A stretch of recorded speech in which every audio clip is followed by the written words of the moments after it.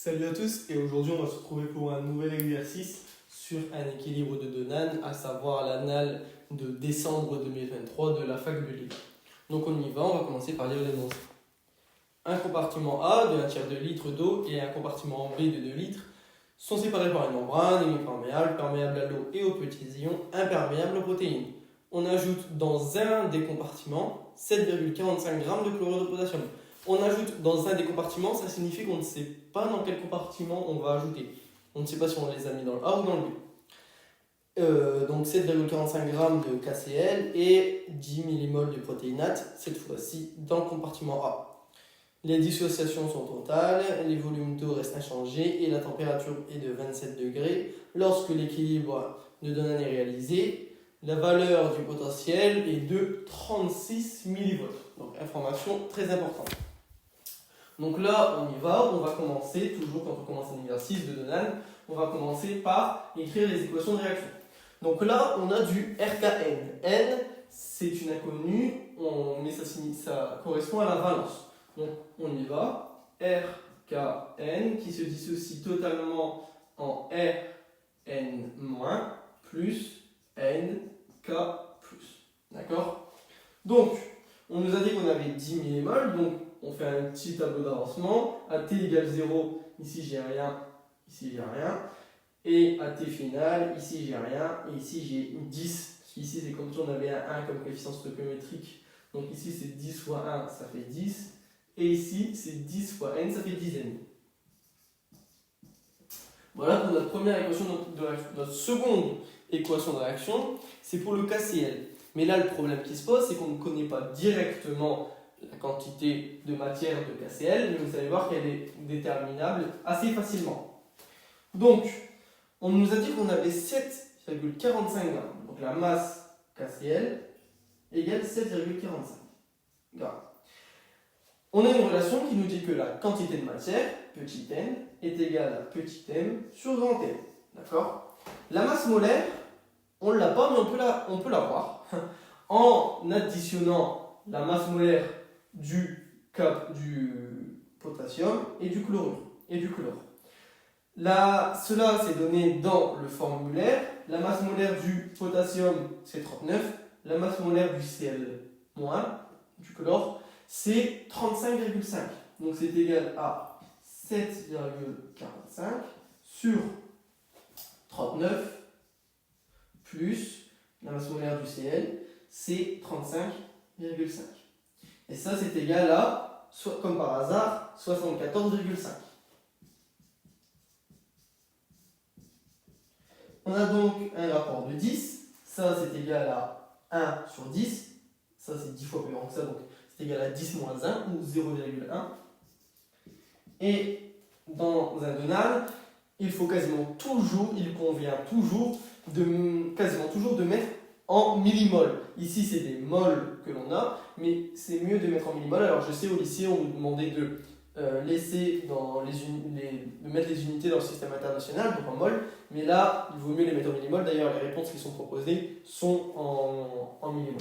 Donc, pour passer de mol à millimol, on fait fois 1000. Donc on fait 10 moins 1 fois 10 puissance 3 fois 1000.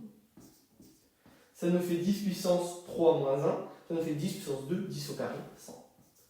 On a donc notre quantité de matière initiale de KCl. On peut donc y aller pour notre équation de réaction. On a KCl qui se dissocie totalement en K+, Cl-. Ici, à T0, on a 100, ici on n'a rien. Et à T final, ici on a 100, et ici on a 100. D'accord, c'est comme si on avait un 1 ici et un 1 ici. Sens. On a établi nos équations de réaction. On peut donc maintenant attaquer le tableau. Ce qu'on fait toujours dans un Donan, on sépare les compartiments A et les compartiments B. Et dans chaque compartiment, on va séparer nos quantités de matière de nos concentrations. D'accord? Comme ceci. Et voilà. On n'oublie pas en dessous de noter les volumes que l'on a. Alors pour le compartiment A, c'est marqué, le volume est de 1/3 de litre. Et pour le compartiment B, le volume est de 2 litres. On note sur le côté les entités que l'on a. Ici, on a du Rn-, On a du potassium, le potassium de RKN et le potassium de KCl. Et on a enfin le chlore, le chlorure, c'est bon. D'accord, on sépare tout ça. Et on y va. On a là notre première quantité de matière que l'on a directement à l'état final. Ça veut dire qu'il ne changera pas. C'est notre quantité de matière de Rn-. Pourquoi? Parce que dès lors que l'on a ajouté des protéinates dans un compartiment, ils ne migreront plus. C'est-à-dire que si on a mis du Rn- ici, il n'y aura jamais de Rn- là, car cette membrane est imperméable aux protéines, aux gros ions. Donc, on a 10 millimoles de RKN, d'accord? On peut donc déjà déterminer une première concentration molaire, donc concentration normale, hein, de Rn-. On a notre relation N égale C fois V, donc C c'est égal à N sur V, d'accord? C c'est N sur V, et c'est égal donc à 10, ici, hein, 10, sur le volume. Le volume dans le compartiment A, c'est un tiers. On fait donc 10 sur un tiers. 10 divisé par une fraction, enfin, un nombre divisé par une fraction, c'est multiplié par son inverse.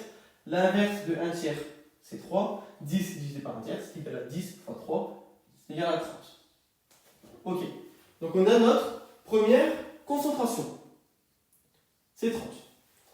Maintenant, ici, alors déjà, je ne sais pas combien, alors je pourrais ici mettre 10N en quantité de matière plus une inconnue, encore une inconnue, parce qu'on ne sait pas, je le répète, on ne sait pas si le KCl, je l'ai mis dans A ou dans B initialement. Donc pour l'instant, je suis bloqué. Je vous ai dit, ou je ne sais plus si je l'ai dit, mais en tout cas, on a une information importante à la fin de l'énoncé. C'est notre valeur du potentiel de Donald. Cette valeur, elle est de 36 millivolts. Et on a une relation qui relie la tension aux concentrations. Cette formule, c'est la tension en millivolts. Elle est égale à 60 log de Ca sur Cp. Log de la concentration de cation dans le compartiment A sur cation du compartiment B, ou bien anion du compartiment B sur anion du compartiment A. Je vais la noter, ça sera plus simple. U en millivolts, donc la tension, c'est égal à 60 log de Ca sur Cb. Et ou bien c'est égal à 60 log de AA sur B, pardon, sur AA. D'accord? Anion et cation. Ok? Pourquoi il y a cette différence? Parce qu'en fait, ça dépend des protéinates. Ici, les protéinates ont une valence négative. Et le Cl-, il a aussi une valence négative. Donc, les entités de même charge vont avoir tendance à se repousser. Tandis que K+, et Rn-, eux, ils vont avoir tendance à s'aimanter, à s'attirer. D'accord? Et là, une petite remarque, ce que je peux faire, c'est que je sais déjà que je vais avoir plus de Cl- en concentration ici qu'ici. Et plus de potassium ici qu'ici. Pourquoi? Parce que, comme je viens de vous le dire, les molécules ou atomes de même charge, ions de même charge, vont avoir tendance à se repousser. Donc ici, le Cl- il va avoir tendance à aller ici, alors qu'ici, le potassium, il va avoir tendance à venir ici. D'accord? Donc ça, c'est une petite remarque à faire. Maintenant, on l'a cette valeur. Elle est donnée dans l'énoncé, c'est 36. Ça nous fait donc 36 égale 60 log de Ca sur Cb. Je vais prendre ça, on s'en fiche, hein, je vais faire avec ça, je peux faire avec ça, ça revient même. 60 log de Ca sur Cb. 36 sur 60, ça nous fait 36 sur 60, c'est égal à 6 fois 6 sur 6 fois 10. J'ai un 6 en haut, un 6 en bas, ça saute, ça nous fait 6 sur 10. 6 sur 10, c'est 0,6. 0,6 égale log de Ca sur Cb. Donc log de QA me donne 0,6. Ok. On a des valeurs de log qu'il faut connaître et qui sont, ça dépend des facs, dans le formulaire. En l'occurrence à Lille, log de 2, il me semble, il est dans le formulaire. Et on sait que log de 2, c'est 0,3. D'accord? Donc, log de 2 c'est 0,3 et on a une relation qui nous dit que log de A fois B c'est égal à log de A plus log de B. Ok? Donc, log de A fois B, si je fais log de 2 fois 2, ça nous fait log de 2 plus log de 2. Ça nous fait 0,3 plus 0,3. On retombe bien sur notre 0,6. Donc, ici, A fois B, c'est 2 fois 2. Donc, CA sur CB, c'est égal à 2 fois 2. C'est égal à 4. D'accord? Ici, la relation, la formule qui nous est donnée, la propriété qui nous est donnée du logarithme dans l'énoncé, c'est log de A puissance n égale n log de A. Si je fais log de 2 puissance 2, c'est égal à bon, log de 4 déjà, mais sinon c'est égal à 2 log de 2. 2 fois log de 2. Log de 2 c'est 0,3, 2 fois 0,3, ça fait bien 0,6. Donc là on a utilisé la propriété qui nous est proposée. Vous faites bien évidemment comme vous voulez. Moi j'ai préféré faire log de 2 fois 2, vous faites comme vous voulez. Donc, j'ai maintenant mon rapport de Donan, c'est 4. Ça signifie quoi mon rapport de Donan? Ça signifie que je vais avoir 4 fois plus. Mon cation c'est K+. Je vais avoir 4 fois plus de K+ ici que ici. Et je vais avoir 4 fois plus de CL- ici que ici. D'accord? C'est simplement ça. Ça signifie simplement ça. Ça signifie que mes cations sur le compartiment A, ils vont être 4 fois plus concentrés que mes cations sur le compartiment B. Et mes anions du compartiment B vont être 4 fois plus concentrés que mes anions du compartiment A. Voilà. Ici, alors, je ne sais toujours pas ce que je mets dans ces cases. Je ne sais pas combien je vais avoir ici. Je vais mettre une inconnue, je vais mettre X. D'accord? Là, vous mettez ce que vous voulez. Moi, je mets X. Vous mettez A, B, C, W. Voilà. Qu'est-ce qu'on a dit? On a dit que si on avait X, ici c'était 4 fois plus concentré. On va mettre 4X. Et ici, on a dit que. Alors, là, petit point. Ici, je peux déjà dire la concentration que j'ai. C'est exactement la même que je vais avoir ici. Pourquoi? Parce qu'on a dans un Donan ce qu'on appelle l'électroneutralité. Ça signifie que dans un compartiment donné, en concentration en milli-équivalent, nous allons avoir autant de cations que d'anions. La formule pour passer de concentration molaire ou normale à concentration équivalente, c'est C équivalent égal à C molaire ou C normal, hein, mol par litre, millimol par litre en l'occurrence, c'est fois la valence en valeur absolue. Ici, la valence, c'est quoi? C'est 1 plus et 1 moins. Donc la valence en valeur absolue, c'est 1 à chaque fois. Donc, pour passer de C équivalent, pour passer de concentration normale à C équivalent, on fait fois 1. Si on avait du Mg de plus, on aurait fait fois 2. Mais là, comme on a une valence de 1, on fait fois 1. Donc la concentration équivalente est égale à la concentration normale. Ok, donc ici, je vais avoir autant de Cl- là que de K+. Je peux déjà mettre aussi 4x.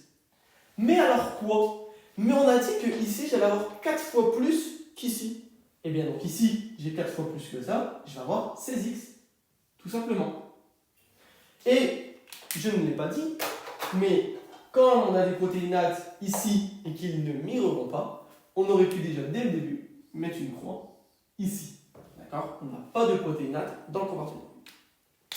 Maintenant, on a déterminé on a établi théoriquement nos concentrations. On peut donc donner nos quantités de matière ici. On a toujours nos relations, notre petite relation N égale C fois V. C, c'est combien? C'est 4x. Volume, c'est quoi? V, c'est 2. On fait 4x fois 2. C'est égal à 8x. Donc ici, on peut mettre 8x. Ici, de même. Et là, ce coup-ci, il faut faire attention. Donc on a toujours N égale C fois V. Ici, C, c'est 16x. Et le volume, c'est 1 tiers. Donc on fait fois 1 tiers. Là, on ne divise pas, on multiplie. Donc c'est différent. 16x fois 1 tiers, c'est 16x sur 3. Et ici, on a x. Pareil, on fait x fois 1 tiers, ça fait x sur 3. D'accord. Ok, super, on a mis des x partout, mais c'est combien x? Ok, on y va.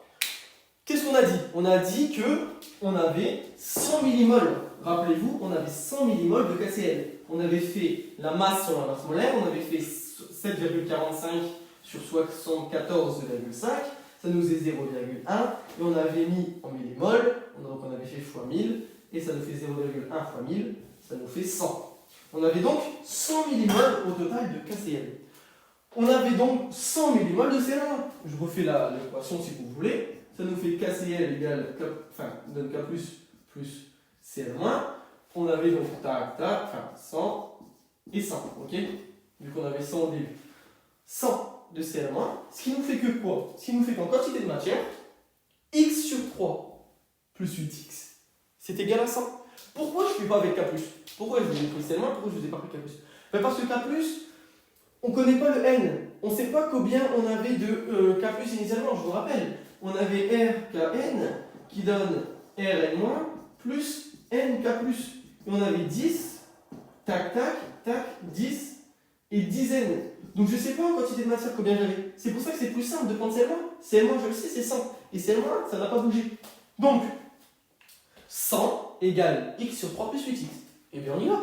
100 égale x sur 3 plus 8x, c'est équivalent à 100 égale x sur 3 plus 8x. Je vais le mettre au même dénominateur, pour ajouter des fractions mais au même dénominateur. 8x sur 1, c'est égal à 24x sur 3. 24x sur 3, ça fait bien 8, oui. On met au même dénominateur, d'accord? Là, si on simplifie, 24 sur 3, on retrouve bien 8. 8 qui est ici. X plus 24x, 25x. Sur 3. Donc, équivalent à 25x sur 3 égale 100. Au final, j'avais écrit la même phrase, je reprends ça, je vais là. Donc, je passe le 3 de l'autre côté. Je multiplie par 3, ça fait 25x égale 3 fois 100, 300.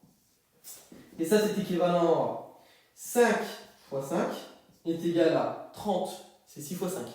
Donc, 6 fois 5 fois 10. Parce que nous, on n'a pas 30, on a 300. 10, je peux tout de suite le simplifier. 10, c'est quoi? 10, c'est 5 fois 2. Et donc, alors là, j'ai complètement oublié mon x. Et donc, je vais passer le 5 fois 5. Je vais laisser 25. Je vais laisser 25 pour le passer de l'autre côté. Ce sera plus facile pour la compréhension. Ça nous fait donc x égale 6 fois 5 fois 5 fois 2. 5 fois 2, c'est le 10. 30 fois 10, 300. Sur 25. Et 25, c'est quoi? C'est 5 fois 5. Donc, 6 fois 5 fois 5 fois 2 sur 5 fois 5. D'accord? 5 en haut, 5 en bas, 5 en haut, 5 en bas. Il nous reste 6. Il nous reste 6 fois 2. C'est égal à 12. Et voilà. On a déterminé. Alors, on va dire 7. Maintenant, on a déterminé notre x. Notre x, c'est 12. Donc maintenant, il n'y a plus qu'à bêtement compléter. 4 fois 12, 2 fois 12, 24. 24 fois 2, 48. 4 fois 12, 48. Et là, c'est 48 partout. Ici, on n'oublie pas, on a fait x2. Ici, on a 4x, 8x. Donc on fait x2, 48 fois 2, 96. Ici, de même. Alors là, on fait x2 encore. Ici, on a 4x, pardon. On a 4x et ici, on a 16x. Donc on a un rapport de 4. Mais ici, on a 8x et 16x. Donc ici, on a un rapport de 2. On fait 96 fois 2. Ou bien 48 fois 4. Ça peut même soit 96 fois 2, soit 48 fois 4. Donc 96 fois 2, 90 c'est 90, 9 et 9, 18, 180. Plus 6 fois 2, 12, 180 plus 12, 192. Ici, on a au contraire simplement x. X, on l'a déterminé, il est ici, ça fait 12. Donc là, on a déterminé toutes nos concentrations normales moléculaires. Maintenant, il nous reste ces deux quantités de matière. Il n'y a pas de difficulté. X c'est 12. 12 divisé par 3, ça fait 4. Et 16x sur 3, ça nous fait 16. 16 fois 12 sur 3 est égal à 16 fois 4. 12 sur 3, ça fait 4. Donc, 16 fois 4, 16 fois 2, 32. 32 fois 2, 64. Voilà, on a complété intégralement notre tableau de Donan. On peut maintenant attaquer les questions. Donc, question 8. Quelle est alors en milliéquivalent par litre la concentration en chlorure dans le compartiment A? Donc, milliéquivalent, on l'a dit, comme on a du Cl-, ça revient à la concentration normale, donc la concentration qui est ici. Ici, je rappelle, c'est du C, c'est pas du CEC, mais de toute manière, ici, K plus Cl-, ça serait revenu au même. Donc, la réponse, c'est 12. Question 9. Quelle est alors en milliéquivalent la quantité de potassium dans le compartiment A? Alors là, il ne faut pas tomber dans le piège, il ne faut pas se précipiter. On a du milliéquivalent. Mais milliéquivalent, ça ne signifie pas concentration. Milliéquivalent, c'est une quantité de matière. Si on n'a pas du par litre, ou bien par millilitre, ou par centilitre, ou par ce que vous voulez, si on n'a pas du par, ce n'est pas une concentration. Là, c'est une quantité. Donc milliéquivalent, ce n'est pas ici qu'il faut regarder, mais c'est ici et ici. Pareil, pour passer de mol ou millimol à milliéquivalent ou équivalent, on fait fois la valence. Et là, c'est toujours 1, donc ça revient au même. Donc ici, la réponse, c'est 64. Quelle est la valence moyenne N des ions, donc des ions protéinates Rn? Ça, c'est la dernière chose que l'on n'a pas fait. Il faut déterminer Rn, la valence N. D'accord, il n'y a pas de souci. On y va. Pour ceci, on va toujours utiliser, enfin pas toujours, mais là, dans ce cas-là, on va utiliser l'électroneutralité. Donc l'électroneutralité, je rappelle qu'est-ce que c'est que en milliéquivalent, les cations sont égales en concentration. En milliéquivalent, les cations sont égales aux anions dans un compartiment. Ok? Donc ici, cation, qu'est-ce qu'on a? 192. En milliéquivalent, 192. Donc on prend les concentrations, je rappelle. Donc 192, ça doit être égal aux anions. Aux anions, qu'est-ce qu'on a? On a égal 12. Pareil, hein, c'est en équivalent, mais 12 fois 1, ça fait 12. Et ici, on a 30. Mais en milli-équivalent par litre, c'est 30 fois N. On prend la balance. Je vous ai dit, ici, on avait 192, mais ici, on a 1. Donc c'est 192 fois 1. Mais ici, on a 30 fois N. Plus 30 N alors. Ici, je passe le 12 de l'autre côté, ça nous fait 180 équivalent à 180 égale 30 N. Donc je vais l'écrire de l'autre côté. Ça nous fait 30 N égale 180 équivalent à N égale 180 sur 30. On a un 0 en haut, un 0 en bas, ça saute. 18 sur 3, 6. On peut donc répondre à la question. La valence des protéinates Rn-, N est égal à 6. C'est donc la réponse A. Et donc maintenant, quelle est approximativement en atmosphère, ATM, la valeur de la pression oncotique en considérant la pression osmotique liée à l'hydratation des protéines très faible? Ce qui veut dire que la dernière phrase, ça signifie qu'on ne calcule pas l'hydratation des protéines, de toute manière on ne peut pas la deviner si elle ne nous est pas donnée. Donc là, étant donné qu'elle ne nous est pas donnée, qu'on l'ignore ou qu'on ne l'ignore pas, de toute façon, on n'aurait pas pu l'utiliser. Ok. Donc, pour calculer la pression osmotique, on a notre formule. Pi, 0, est égal à la température, 25, facteur de la somme des cations, en fait la somme, pas des cations, la somme des ions en concentration normale, hein, molaire, pas équivalent, molaire. La somme des concentrations ioniques du compartiment A, moins la somme des ions du compartiment B.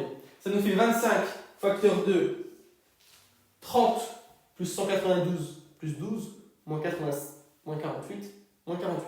Ça nous fait 30 plus 192 plus 12, on va dire 192 plus 12, moins 48, moins 48.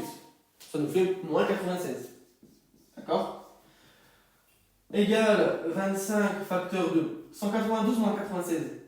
192 moins la moitié, il reste la moitié, donc 96. Ça nous fait 30 plus 96 plus 12. Ça nous fait donc 138, alors 126 plus 12, 138. Ça nous fait donc 25 fois 138. D'accord? 96 plus 30, ça fait 100 plus 30, 130. plus 12, 142, moins 4, parce qu'ici on n'avait pas 100, on avait 96, 142 moins 4, 138. 25 fois 138, mais là le problème, c'est qu'on a des millimoles, et pour passer en ATM, il faut repasser en mol. Donc, ici on fait 25 fois... juste une flèche parce qu'il n'y a pas d'équivalent. 25 fois 138 fois 10 moins 3. D'accord? Bon, 25 fois 10 moins 3, ici je vais mettre une virgule. Donc ici on a 2. Et ici je divise encore par 10. 13,8. Il ne nous reste plus qu'un. Donc à la fin il faudrait juste diviser par 10. D'accord? Ici c'est un 1. 2,5 fois 13,8. Ok? Bon, on fait 2 fois 13,8. 2 fois 13,8, 2 fois 13, 26. 2 fois 8, 16, 1,6. Ça nous fait 26 plus 1,6, ça nous fait 27,6. 2 fois 13,8, ça fait 27,6. 2 fois 13, 26. 2 fois 8, je revérifie, ça fait 1,6, ça nous fait bien 27,6. D'accord. Maintenant, 0,5 fois ça, donc je prends la moitié de ça. Plus, ça, la moitié, c'est 6,9. D'accord? 6 et 6, 12. 9 et 9, 18. 1,8. 12 plus 1,8, 13,8. D'accord? Donc là, qu'est-ce que je fais? Je fais tout simplement 27,6 plus 7, ça nous fait 34,6 moins 0,1, ça nous fait 34,5. Et, alors là, attention de ne pas oublier, de toute manière, bon, au vu des réponses qui nous est proposées, on revérifie, hein, si on trouve ça, on divise par 10. Ici, on a 10 moins 1. Donc à la fin, on a en fait 3,45. Et si on arrondit, alors normalement ça devrait faire 3,5, mais comme c'est des valeurs approchées, hein, je rappelle, dans l'énoncé, la température qui nous est donnée, c'est 27 degrés. Là j'ai pris 25 pour simplifier les calculs. En tout cas en biophysique à Lille, on fait toujours des gros arrondis. Et donc là, la réponse, c'est la réponse des 3,4. Et cet exercice est maintenant terminé d'être corrigé. Je vous remercie et n'hésitez pas à me dire si vous avez des questions dans les commentaires. Et si vous avez besoin d'aide, je propose des cours particuliers. Voilà, je vous remercie.